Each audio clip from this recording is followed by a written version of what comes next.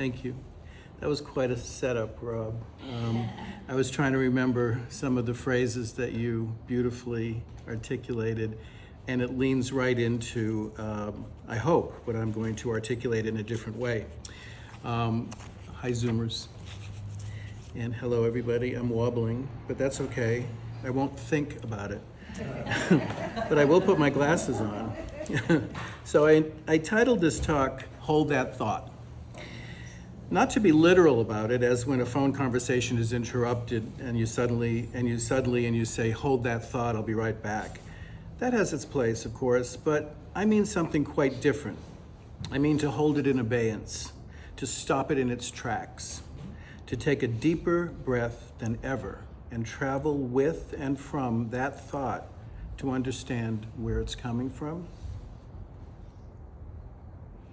where it might lead, and does it want to be let go of or otherwise transformed? It means pausing to unearth its origins and its potential for harm or good, staying bound or expanding. I'll get back to this in a moment.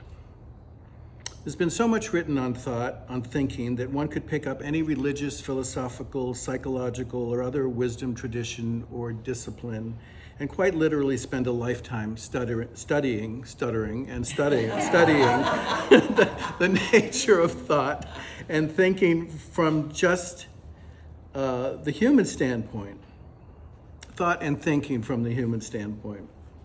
I kind of 11th hour this as I usually do, so bear with me.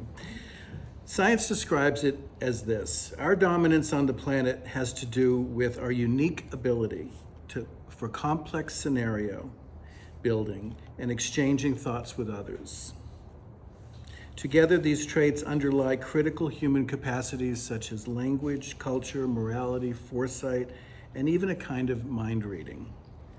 What we have done with that is as complex as its reality and its ability. In the Science of Mind chapter on the power of thought, Ernest Holmes begins with, "It has taken humanity thousands of years to learn that it has the power to control its own destiny." The paradox of this is that we have created as much good, or the ability and understanding of good, as we have untold horrors. It's in our faces every day in this modern age. We cannot avoid it if we try. In fundamental ways, we resist moving forward into our best existence, despite all the evidence we could possibly need. Ernest Holmes goes on for long sections and throughout the book to describe what he calls the first principle fundamental to the understanding of the operation of thought is that we are surrounded by an infinite intelligence.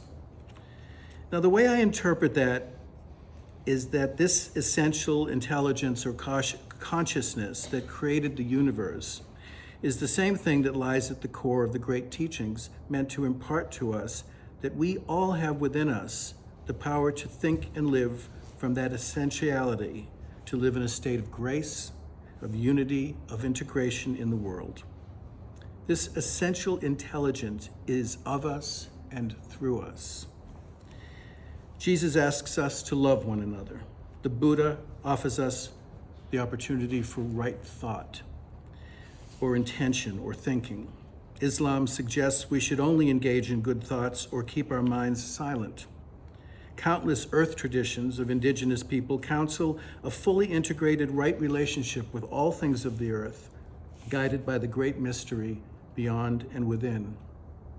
We have no shortage of understanding on how to think and to live in love and unity with all things. And yet, we are only human. We also cling to the basis aspects of our humanity, and we have created power structures and systems that hold us there. We witness it all around us every single day of our lives in this world of limitless access to information and nonstop assaults. We have created a shadow world that wreaks havoc on mind, body, and soul, and is in the grip of those impulses that we struggle to overcome. In a recent article in the New York Times, I think it was last week, about Sigmund Freud and the resurgence of psychoanalysis, one professor of psychiatry at Yale School of Medicine said, Psychoanalysis is the study of how we maintain not knowing what we know. That's really profound. He is further applying that to a cultural phenomenon particular to Americans, rather purposely maintaining the not knowing of how we created us, and therefore how we can fix certain embedded structures and systems that do us harm. He's referring to Americans because this is where he is, but this could be applied throughout the world in one way or another. On a personal note, maintaining not knowing what I know is the running theme of my 30 years of psychoanalysis and the tens of thousands of dollars I've spent doing it. The energy I've spent and the money, and probably most of us in one form or another, in staying locked into patterns that we developed as young children to protect ourselves in a world we had no control over, is quite significant, and to a degree is supported by the larger culture, which feeds on that stuff. In one sense, it is the lifelong journey of most of us, from the moment we rise in the morning until our heads hit the pillow at night. We have systems and methods of moving through our lives guided by some version of intention and meaning that allows us to push through in spite of our worst thinking and guided as much as possible by our best selves. But we often falter in numerous ways along the path of life. For some, this becomes a devastating constant in their lives. For others, some degree of continuing struggle and a resistance to change. Culturally, we are bombarded these days with sound bites, headlines, points of view, falsities and facts, your truths, my truths, and a plethora of stuff hitting us rapid fire. And a lot of us, myself included, have gotten sucked into it. We find it nearly impossible to put these devices down. We feast on pundits, blathering on about this and that, on social media of all sorts, all of which is frying our brains with anxiety about ourselves, our neighbors, the country, the planet. We are in a reactive state of being by and large. So I am practicing the art and intention of holding that thought, or what I call the pause. I'm trying to exercise this in every aspect of my life. So when I'm flooded with a reaction, an impulse to say or do something that has a sense of urgency to it, any kind of urgency, in my best moments, I stop. I pause. I witness where it emanates from, if I can find that, or at least where it may be headed, and I consider another way forward, which may mean an indefinite holding pattern.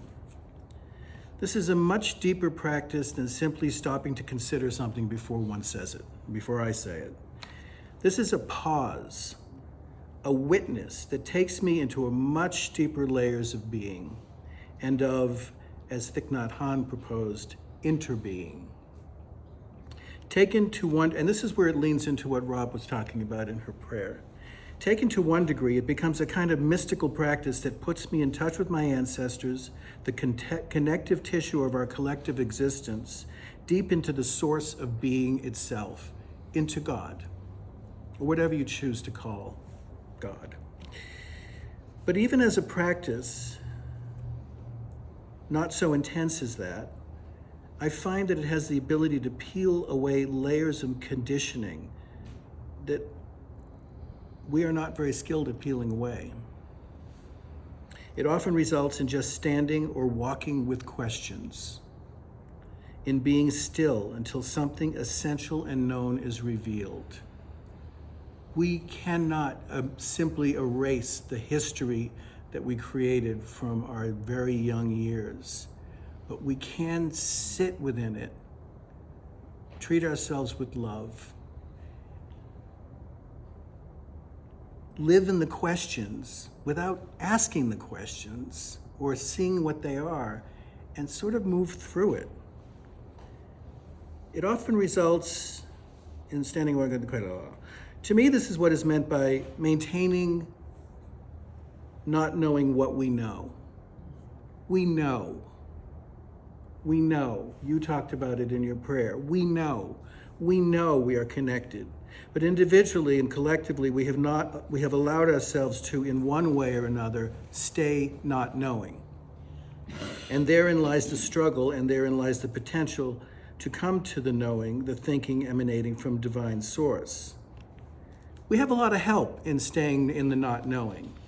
We have marketing, we have politics, we have culture. There are all kinds of things that are designed to keep us in the not knowing in one way or another, whatever point of view you're coming from. So the trick for us is to step aside from that and come to the place of knowing. Holding that thought is a practice and a process of stepping into essentiality, of holding something lightly and allowing for it to change, to morph, to evolve, or even to disappear. It is energy that does metabolize into something if we really employ right thinking. Everything we feel is an energy that can metabolize into something else. When I feel an urgency to say or do something, to fix or address something, I seek the purpose beyond the urgency. And that requires holding that thought. The pause. Often I find that when the response comes, we may not agree with each other, but we're in dialogue. We are connected in some empathetic way. I don't know how many of you have seen the film Everything Everywhere All at Once. It's been quite a sensation this year. The director, in describing it, said that what he was partly doing was the witness of the contradictions and emotional whiplash of online discourse. How many of you have seen it? Oh, just a few. Okay, well, it's quite a ride. But no, I won't. Where was I? It manifests in different ways of surviving for each character, but the character of the husband is fighting in a very different way than Evelyn, his wife. In the third act of the film, he explains his philosophy to Evelyn. When I choose to see the good side of things, he says, I'm not being naive. It is strategic and necessary. It is how I've learned to survive through everything. I know you see yourself as a fighter. Well, I see myself as one too. This is how I fight. That line was probably adapted from something the director said some years before when he said, only fools think empathy is agreement. Empathy is both humane and strategic. It is morally wise and practically necessary. So when I say hold that thought, I'm inviting us to just practice the pause. Allow that pause to take us on a discovery that may not have immediate answers, but can open us up to the journey. A journey of walking with questions and going deeper than we have. To uncover what we already know, but have been conditioned somehow to not know. A strategic journey of empathy is what I'm calling for myself and suggesting that we all do. The more we walk through the world, through our lives with right thought, the more our purpose will unfold and we will uncover what truly makes us fulfilled, happy, at one with Source, and in true communion with each other and all things. I'll close with Shakespeare. There is nothing either good or bad, but thinking makes it so.